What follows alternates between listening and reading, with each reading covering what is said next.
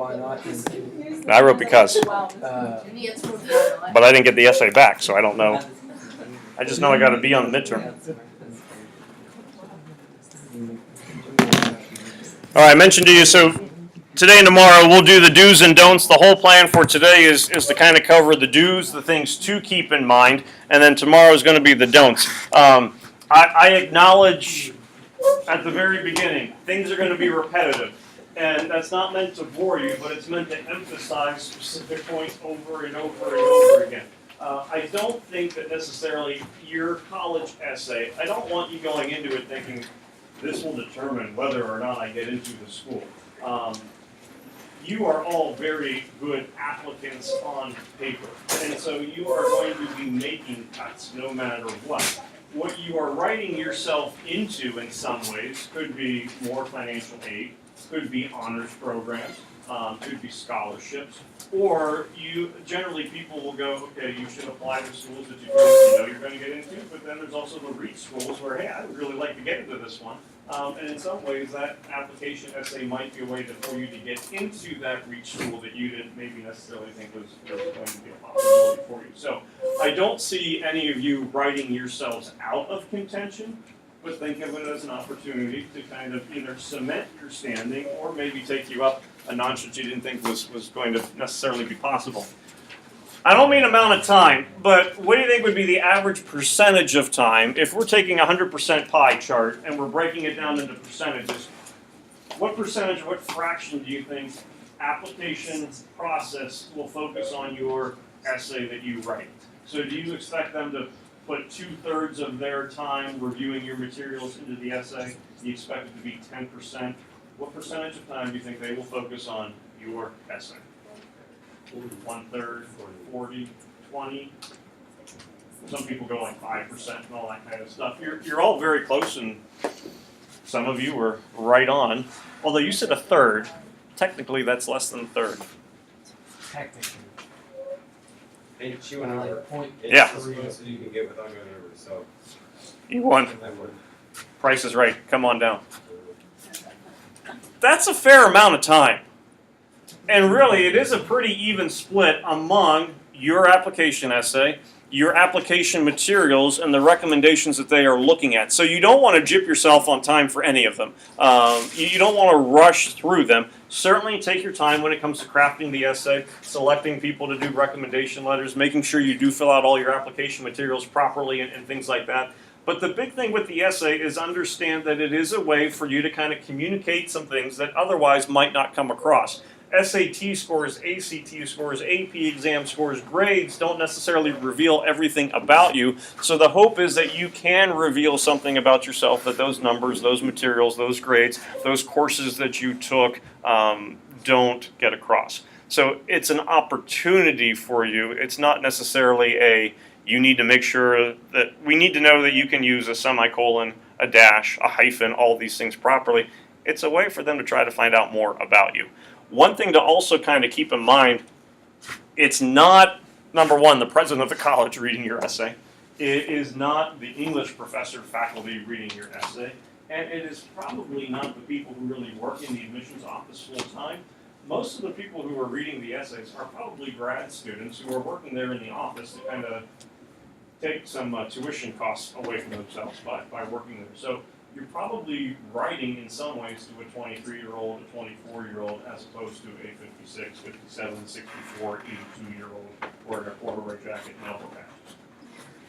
Now maybe the 22-year-old is wearing a corduroy jacket with elbow patches, but it probably is someone a little bit more relatable to you than what you could initially think of a stuffy old English professor or something like that. Understand that with a lot of these things that we're going to be going over today and tomorrow, they can certainly be a little bit different depending on the essay that you're doing. Mention, it's not a DRQ, it's not a synthesis, it's not rhetorical analysis, it's not a 5-body paragraph cookie cutter essay. I would think that most of you will probably do around 3 paragraphs, but that doesn't mean it's necessarily an introductory paragraph, a body paragraph, a conclusion. really, in a lot of ways, you're going to jump into whatever your essay, your account is very, very quickly. There's still going to be an opening, like a lead, a hook, an attention grabber, and you do want to make sure that you put some time, effort into trying to make it interesting. Don't make things up. That's going to be on the don't category for tomorrow. Don't plagiarize. But do try to get them to want to read it. They're probably reading 50, 75, 100, 200 of these essays a day while they're working in their little cubicle at the admissions office. If you get bored reading, what do you start to do? Not want to Sometimes read that. anymore. Skim, skip, look at the first sentence, look at the last, put it into the pile. So if a lot of the same ideas keep getting repeated, there's probably less chance of them taking notice of it. It's not that, again, you have to come up with the single best sentence ever known to man, but if you do have something like my favorite science project was a complete failure, I'm intrigued enough to try to find out, what did you do? Did you blow up the kitchen? Did you melt down the ceiling within the house? Did your lab partner catch on fire? What in the world happened that made this thing such an utter failure? That's enough to at least try to get me to kind of keep going. But your intro probably is going to get kind of melded into your first body paragraph. You're just going to get into your idea right away. Because you only have those 650 words, as we said, to try to get your point across as much as you can. So create some intrigue, try to create some mystery, get us interested, excited as to what you're going to be getting across. 650 words, not a lot of time. Understand that you are proving a single point. There is one idea that you are trying to get across. You can't get across 3, 4, 12 ideas. You might have a great experience that you want to go into detail about. If you did a 10-day mission trip, you can't write about all 10 days. You're writing about that one moment that was significant enough for you that had an impact that you want to write about. If you are writing about something that happened to you at work or something that happened in science class, you have to get into that single point right away. If you do try to cover too much, it's going to be watered down where we're just getting a basic overview of something. We're not getting the specific details that kind of had an impact. Some of you are going, I haven't had anything that's really had an impact on me, or you can't think of it right now. There have been events that have shaped who you are. They might not seem to be the most meaningful things when you start to think about events that have happened to other people, but anything that has had an impact on the way you think, the way you work, the way you study, the way you interact with people, the way you view yourself, that's going to be enough of an impact to write about. It could be working at Dairy Queen. It could be something that happened on a band trip. Or making the soccer team in 6th grade, along with everyone else who tried out for the soccer team. Those events could still have some impact, but you just have to make sure you get into the specific why kind of aspect of it, without going, why not? And because. Because why not? That probably wouldn't be a good one. Similar to the focus, what's the message that you're trying to get across? Focus on that message, that idea, and again, you want it to be a message that you can't really communicate via all the transcript materials. If they look at your schedule and see AP, CHS, honors, they know you're taking a pretty hefty course load. If you then write an essay about, I challenge myself with advanced courses, they already know that. Now, there might be something within those courses that when I took CHS chemistry, I had an eye-opening experience of, ooh, I'm not the smartest person in the room anymore. I'm not even in the top 50%. I was that one. But, and then you go into the impact it had, that can certainly still be something to write about. So it can be about things that are in your application, but if it's something that would already be communicated through those other means, you probably want to end up writing about something else. Detail is important, and we're certainly going to mention there are details you want to include, but you don't want to have so many details that whatever that point is that you're trying to get across becomes buried in all those other things that aren't really quite as necessary. This is your story, and you're not used to writing about yourself. but you want to keep it personal in the sense that what can we learn about you? So you don't want to do this is the average typical U.S. high school junior response. You want something that would be personal to you.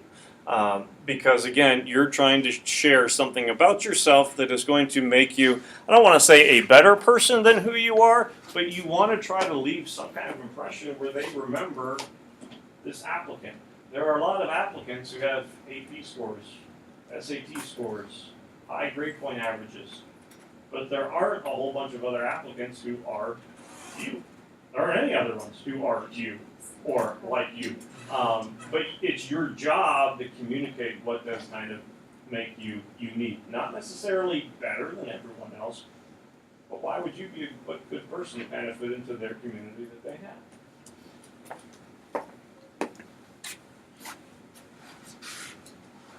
This is where things might get a little difficult because I said don't worry about over details, but you do want to be specific and vivid in the sense that you're not just going to do the run-of-the-mill description of events that were going on. One of the phrases you hear quite a bit with the application essay is don't tell, but make sure you are showing it. And of course, I don't like the word show it, but you can prove it. You can go into those specific details that will be a way for you to, again, kind of separate, stand out, remain in the reader's mind a little bit after they have read your essay.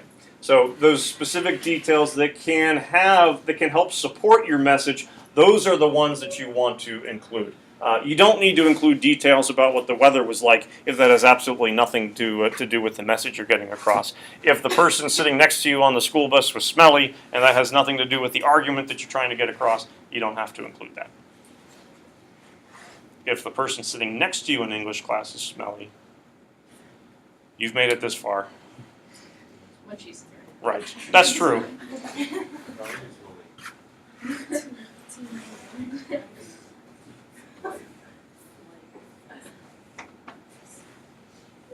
like coat. I guess that's not bad. No. Okay.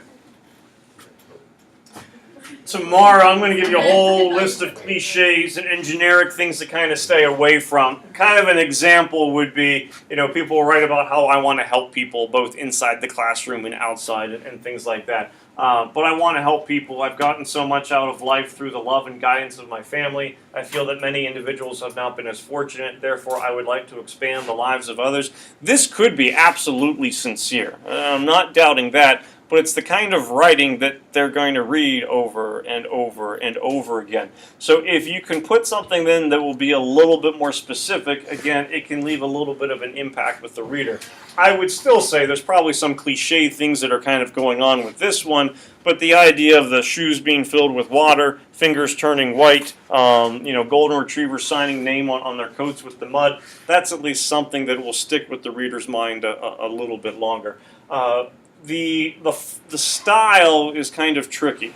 It's not a formal essay, but it's not completely informal. Contractions can get used. There could be a little bit of slang that kind of pops up from time to time, but keep in mind who your audience is. You're probably writing to an academic institution, so you still do want to have some semblance of formal language, but you want it to sound like Jack, you want it to sound like Jordan, you want it to sound like Nicole. You're not necessarily, doing the cookie cutter, every word must be written this kind of way. So personalize it, but you're not writing to a best friend. It is still someone that academically you are trying to get into.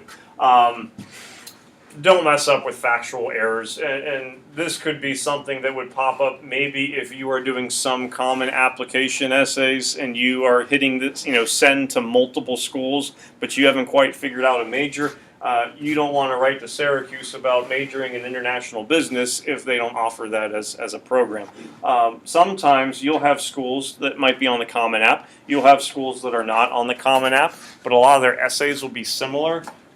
Don't just copy and paste one essay to another school if they have a separate prompt, because a lot of schools will have similar prompts, but there's still some minor details that make them different, and they're probably aware of the schools that have similar prompts to them. So if they go, well, you just lifted the essay for Geneva, and now you send it to Teal, and they're two different schools, what? can't spend enough time to write an essay for us, we don't need to spend any time then reading your stuff. And they'll probably put it in the separate pile of, nope, we're not going to be worried about this individual anymore. So, number one, who said don't make stuff up, don't plagiarize, but do take your time to make sure you are giving a nice, authentic approach to the essay, and giving them some time, consideration, effort, all that kind of stuff.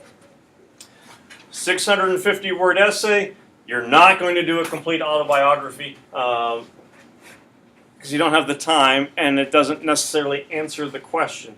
The toughest thing is probably fitting it within that word count, so you want to put a premium on making sure that every sentence that you write, it exists solely to answer the question, the prompt that they have put towards you. If you have sentences that are not crucial to that point, you probably can end up deleting it because it's going to essentially be a time waster for you and a space waster. It's tough to fit the whole prompt in that amount of words, so you want to make sure the words that you are using are going to be helping you with that point.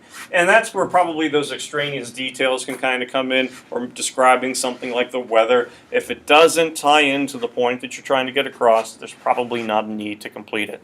The word limit is 650. That's not a minimum. Don't add stuff just to get to 650. If you're at 550 or higher, you're probably okay.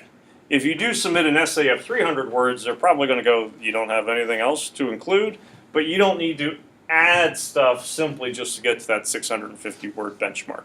If you're over 550, I'd say you're probably in pretty good shape. Transitions are ways to kind of have some, certainly, you know, continuity, some fluidity among your essay, among your paragraphs. And this is where people kind of go, well, how many paragraphs should I have? I said probably most of you are going to have roughly around 3 or so, but you're not going to have the clear, hello, my name is Ray.